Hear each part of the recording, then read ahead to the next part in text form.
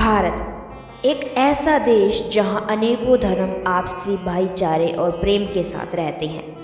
सभी धर्म अपने अपने त्यौहार बड़े ही धूमधाम से मनाते हैं। हर महीना अपने साथ नए नए त्यौहार लेकर आता है। हर साल जैसे कि आप जानते ही हैं, मार्च और अप्रैल का महीना लेकर आता है रमज़ान को। रमज़ान जो कि मुस्लिम समाज में अहम त्यौहार है। मुस्लिम भाइयों के लिए रमज़ान का महीना बहुत ही पवित्र महीना माना जाता है। इस पूरे महीने मुस्लिम भाई सूर्योदय से लेकर सूर्यास्त तक रोज़ा रखते हैं और शाम में इफ्तार कर रोज़ा खोलते हैं। रमज़ान को इस्लामिक कैलेंडर का 9वां महीना और बरकत का महीना कहा जाता है। इस साल रमज़ान 21 अप्रैल 2023 को यह महीना समाप्त हो जाएगा तथा जमात उल विदा भारत में 21 अप्रैल को मनाई जाएगी। यह तिथि देश विदेश में चांद को देखे जाने वाली तिथि की वजह से अलग अलग होती है। दर्शकों, शायद आपको जमात उल विदा का अर्थ ना मालूम हो, तो हम आपको बता देते हैं कि जमात उल विदा का अर्थ क्या है।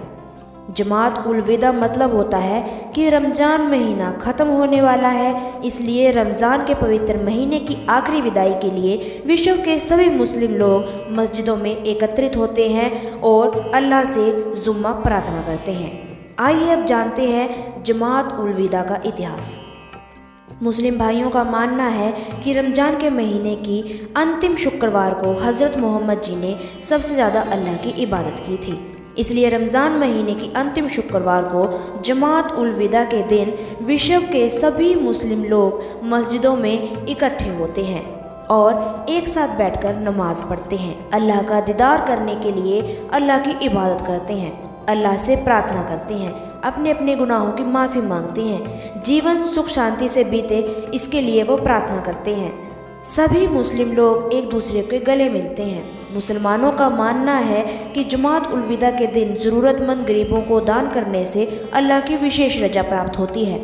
मुस्लिम लोगों का ये भी मानना है कि जमात उल विदा के दिन जुम्मा प्रार्थना करने से, दान करने से, नमाज पढ़ने से अल्लाह खुश होते हैं और अल्लाह की विशेष रजा उन पर बनी रहती है। ऐसा माना जाता है कि जमात उल विदा पर अल्लाह से सच्चे दिल से जो मांगो वह पूरा हो सकता है।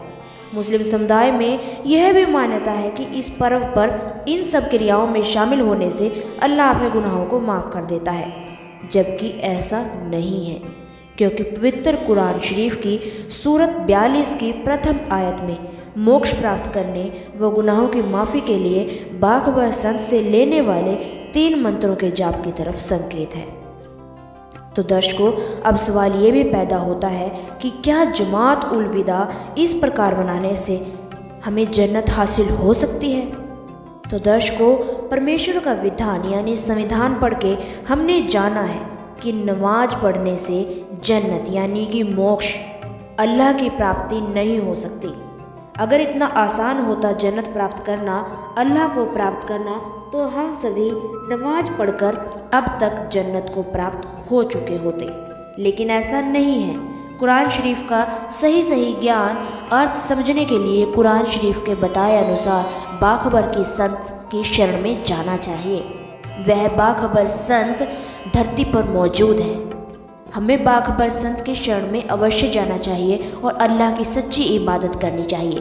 वर्तमान समय में अविनाशी अल्लाह और अविनाशी जन्नत की पूरी जानकारी केवल एक ही संत दे रहे हैं और वो बाखबर संत हैं संत रामपाल जी महाराज, जिनके ज्ञान के बराबर ज्ञान पूरी पृथ्वी पर नहीं है और किसी के पास इनके जैसा ज्ञान नहीं है। जो ये भक्ति विधि बता रहे हैं, ऐसा ज्ञान किसी और संत ने ना तो आज तक बताया है और ना ही कोई बता सकेगा, क्योंकि पूरी पृथ्वी पर एक ही बाखबर संत होता है और वह एक अविनाशी अल्लाह की जानकारी बताता है।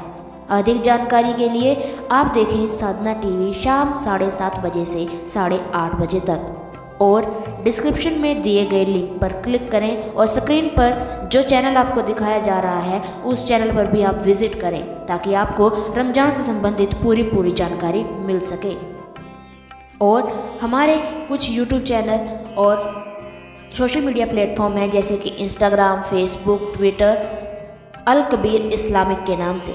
आप इन चैनल्स पर भी विज़िट करें ताकि आपको मुस्लिम समाज से संबंधित सही जानकारी मिलती रहे। आज के लिए बस इतना ही, मिलते हैं अगले वीडियो में। अब के लिए बस धन्यवाद।